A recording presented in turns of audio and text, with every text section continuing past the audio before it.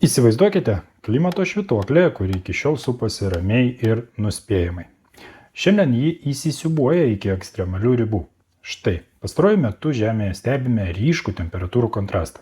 Nuo plus 52,7 temperatūros pagal Celsijų karščio šiaurės pusrutulė iki minus 84,1 pagal Celsijų temperatūros šalčio Antarktidoje. Tačiau didžiausias iššūkis ne vien patys skaičiai, bet ir greitis, kuriuo šie kraštutinumai keičia vienas kitą.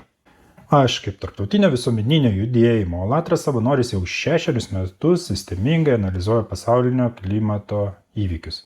Mūsų tarptautinės komandos stebėjimai rodo, anomalūs reiškiniai ne šiaip dažnėja, jie įgauna vis griaunamesnę jėgą. Moksle tai vadinama klimato sistemos dispersijos didėjimu.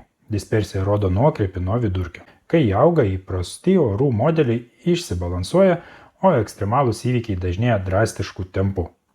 Tai reiškia, kad tas pats regionas per trumpą laiką gali patirti ir beprecedentę sausrą, ir niokojantį potvynį.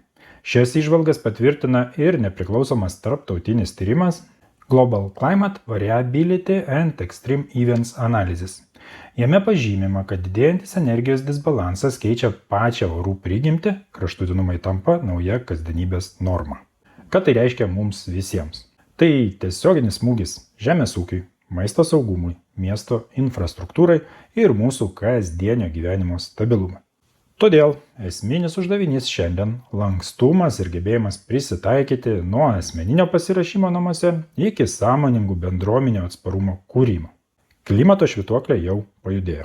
Mūsų kaip Alatras savanorių tikslas – nekelti paniką, o nešti objektyvias žinias ir vienyti žmonės sąmoningam pasiruošimui.